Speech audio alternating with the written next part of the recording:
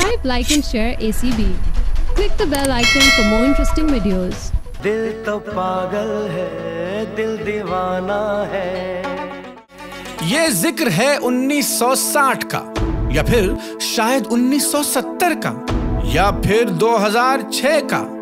कराची के एक मोहल्ले में एक हैंडसम लड़का रेहान रहता था। उसे अपनी एक कजन जूनी से बेहद मोहब्बत थी, मगर जूनी की मंगनी उसके एक और कजन असलम परवेज से हो चुकी थी। असलम परवेज एक मनफी इंसान था।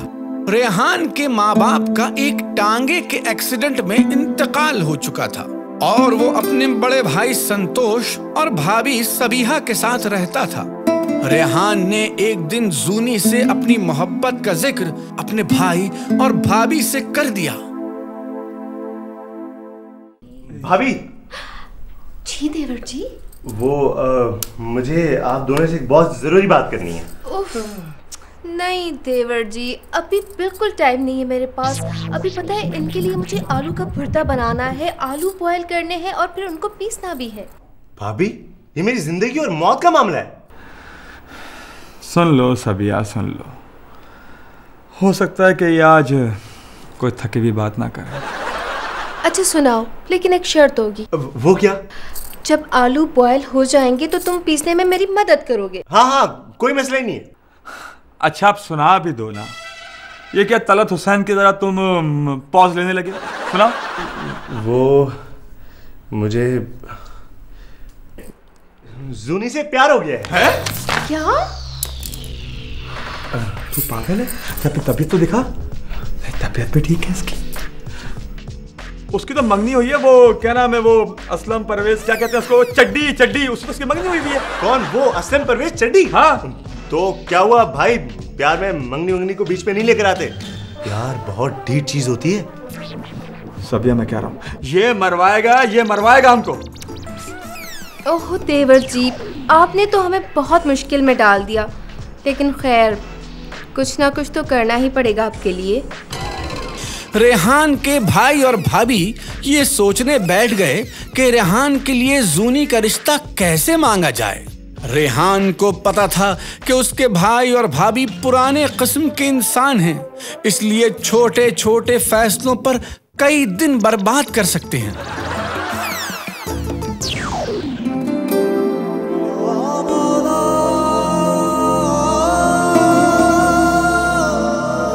एक दिन रेहान आसमान पर उड़ते कबूतरों की बीट से बचता हुआ जा रहा था कि उसे जूनी नजर आई और वो उसकी तरफ बढ़ा।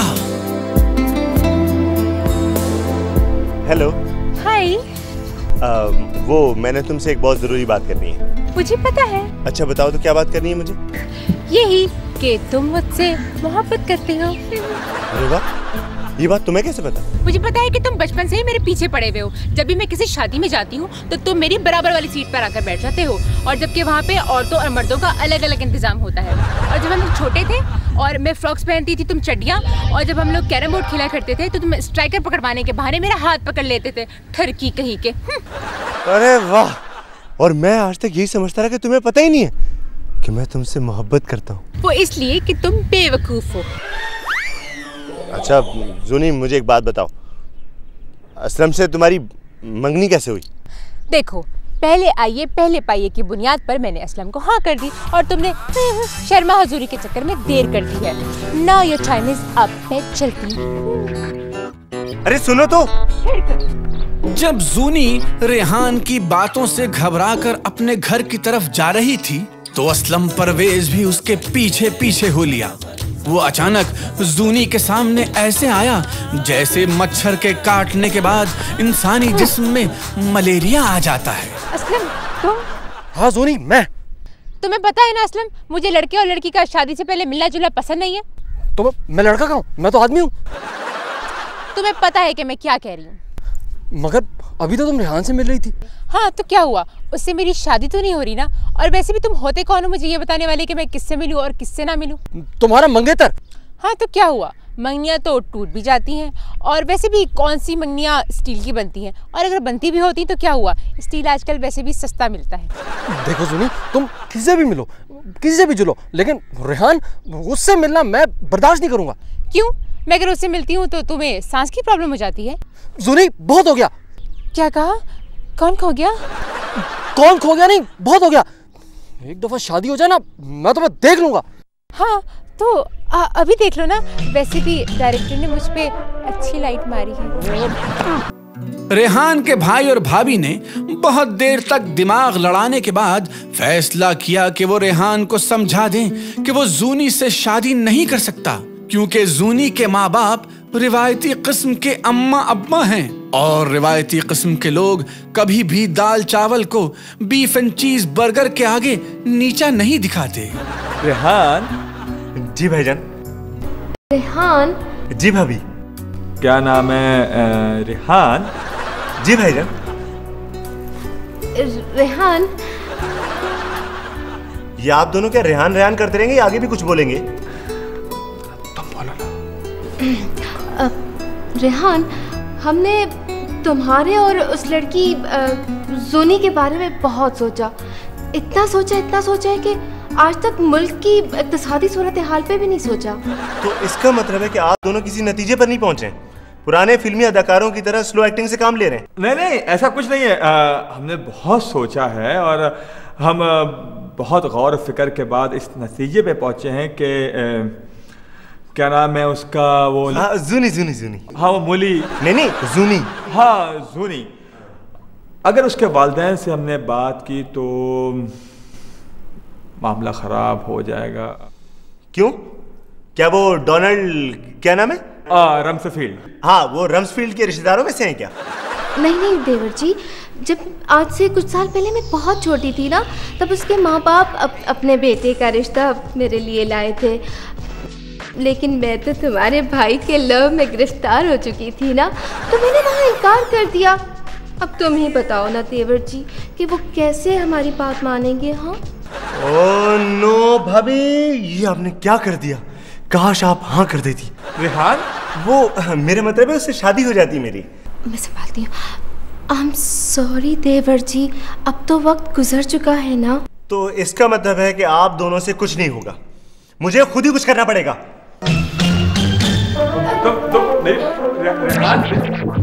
छोड़े, चले हम सोचते हैं कि आगे क्या करना है।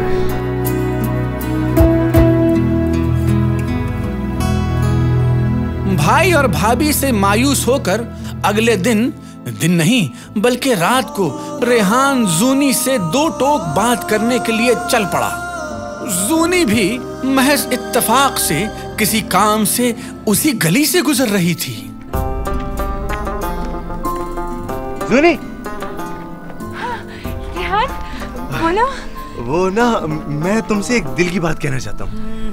मैं तुमसे जितनी मोहब्बत करता हूँ ना, असलम भी तुमसे उतनी नहीं कर सकता। हाँ वाकई रेहान, बताओ कितनी मोहब्बत करते हो? मैं तुमसे कितनी मोहब्बत करता हूँ? मैं तुमसे इतनी मोहब्बत करता हूँ जितनी ये गाड़ियाँ टूटी सड़कों से करती हैं, जिस तरह ये जहाज साफ आसमान से करते हैं, और ये पोल्ट्री फार्म वाले ये बीमार मुर्गियों से जितनी मोहब्बत करते हैं। और बस रेहान, इतनी मोहब्बत मैं कहाँ रखूंगी? मेरे घर में ना सिर्फ 2 ही बेडरूम्स हैं। मेरे दिल में 3 बेडरूम्स हैं, with attach bathroom, with sweet water. लेकिन मैं एक मशरकी लड़की हूँ, मैं अपनी मंगनी नहीं तोड़ सकती। तो किसी और से तोड़वा लो। हाँ ऐसा हो तो सकता है, लेकिन कुछ नहीं। प्लीज एक चांस मुझे और दे दो। नहीं, मैं ऐसा नहीं कर सकती। तो वैसा कर लो। सुनो, ओके। जब जूनी अपने घर की तरफ मटकती हुई जा रही थी तो असलम परवेज से रहा न गया और वो उसके सामने आ खड़ा हुआ। तो जो मैं सोच रहा था वो सब सही निकला। तुम क्या समझ रहे थे? शोएब मंसूर की फिल्म आखिरकार कंप्लीट हो जाएगी? तुम गलत समझ रहे थे। मैं शोएब मंसूर की बात नहीं कर रहा। तो फिर तुम किसकी बात कर रहे हो? तुम्हारी। ओहो, अच्छा तो फिर तुम करते रहो, मैं इस वक्त जरा जल्दी में हूँ। वो दरअसल मैंने ना चूल्हे के ऊपर दूध रखा था और वो अब तक पक पक के ना गुड़िया के बाल बन चुके होंगे। मैं जरा जल्दी में हूँ। हाँ? और इस देर से जाने की वजह वो रेहान का बच्चा है। क्या मतलब? मतलब ये कि तुम उससे मोहब्बत करती हो और मशरकी लड़की होने की वजह से ये मगरिबी हरकत नहीं कर सकती। मैंने तुम्हें बहुत बार कहा है कि मैं एक मशरकी लड़की जरूर हूँ, मगर मैं उस रेहान से मोहब्बत नहीं करती हूँ। झूठ झूठ बोल रही हो तुम। ओफो, असलम मैं तुम्हें कितनी बार बताऊं कि मुझे शादी से पहले मंगेतरों से मिलना बिल्कुल पसंद नहीं है। मंगेतरों से? अरे यार कितने मंगेतर है तुम्हारे, खुदा का वास्ता मुझे बता दो। वो जबान स्लिप हो गई थी, वो ना मेरे मुंह में ना चिकनाई बहुत है। चिकनाई की बच्ची, तुम ऐसा नहीं मानोगी, मैं तुम्हें किडनैप करके ले जाऊंगा यहाँ से। तुम मुझे अगवा नहीं कर सकते, क्योंकि ना अगवा करना अच्छी बात नहीं होती। अच्छी बात, अच्छी और बुरी बात जो है ना वो तुम उस रेहान के बच्चे से पूछना। चलो मेरे साथ, चलो चलो चलो चलो तुम। छोड़ो ठरकी इंसान, मेरे हाथ की हड्डी टूट जाएगी और मुझे वो डॉक्टर को पैसे देना बिल्कुल अच्छा नहीं लगता। हाँ तो मैं तुम्हारा मौत के बाद ही छोड़ूंगा। चलो, तुम कैसे मेरी बात सुनती हो कि नहीं? चलो छोड़ो, बचाओ रेहान, मुझे बचाओ रेहान, रेहान मुझे बचाओ। क्या कर रहा है तू? मैं इसको लेके जाऊंगा। तू हाथ ही लगाएगा उसको? तू कौन होता करने वाला? तू तेरी तब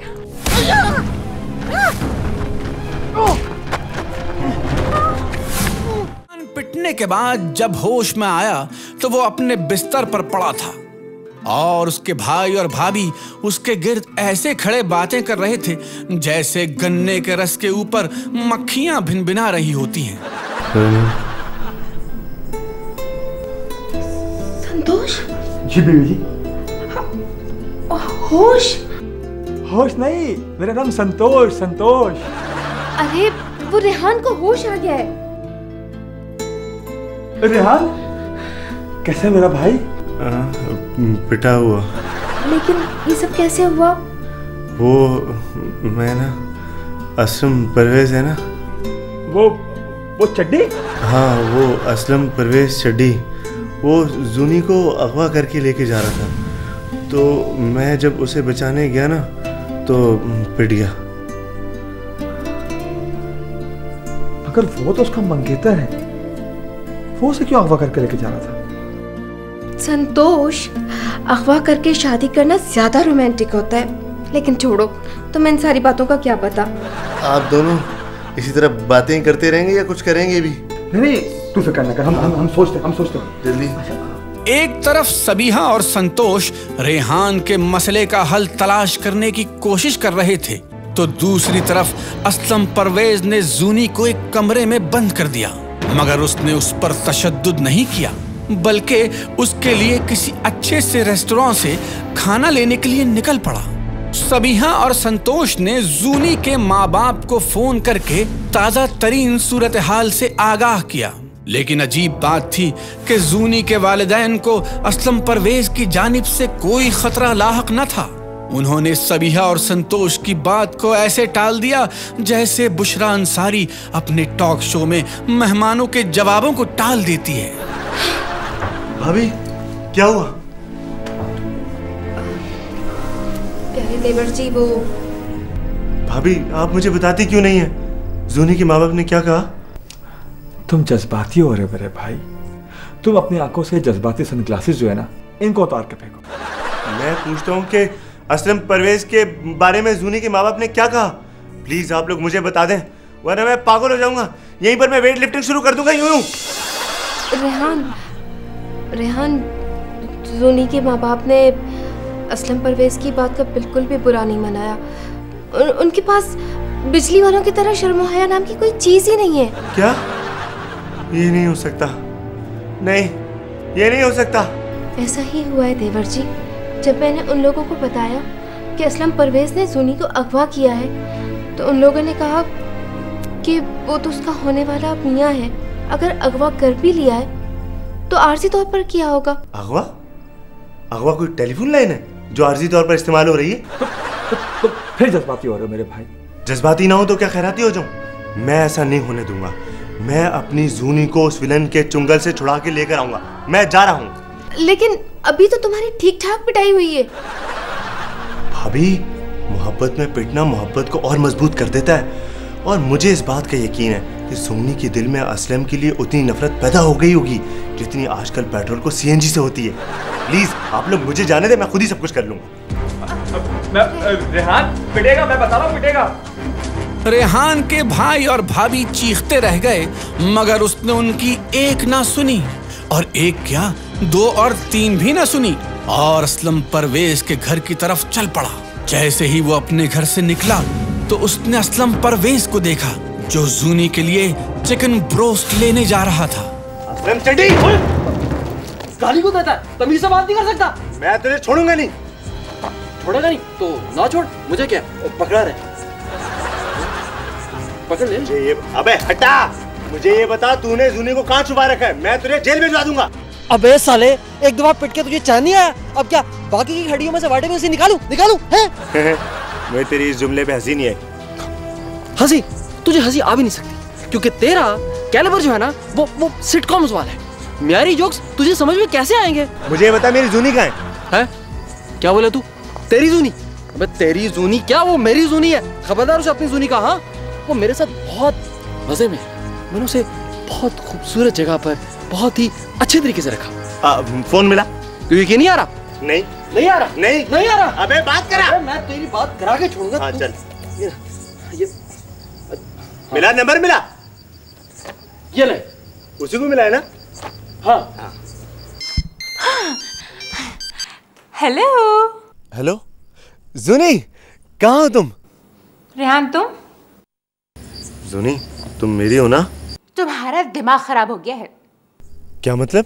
मतलब ये कि पिछले सीन में तुम इतनी बुरी तरीके से पिटे हो कि मुझे तुम पे रहम आने लगा है, और मैं काबिल रहम इंसान से शादी बिल्कुल नहीं करूंगी। क्या हो गया तुम्हें? कुछ नहीं हुआ है, मेरी आंखें खुल गई हैं। पहले तो मैं असलम से मजबूरी में शादी कर रही थी, मगर अब मुझे पता चला है कि असलम को तो तमाम मैरिज रेस्टोरेंट्स के होम डिलीवरी के नंबर्स आते हैं, और ना वो मुझे सारी जिंदगी खिलाता पिलाता रहेगा। उसने तो अभी से ऐसा शुरू कर दिया है। पता है वो अभी ना ब्रोस्ट लेने गया है, और 6 घंटे पहले ना मैंने पिज्जा खाया था, और उससे पहले ना बर्गर। मुझे तो पहले यकीन था कि असलम भी ना मेरी तरह चटोरा है। चलो कथब जल्दी से फोन रखो, मुझे ना खाना खा के घर भी जाना है ताकि मेरी शादी की डेट फिक्स हो सके। बाय। ये नहीं हो सकता।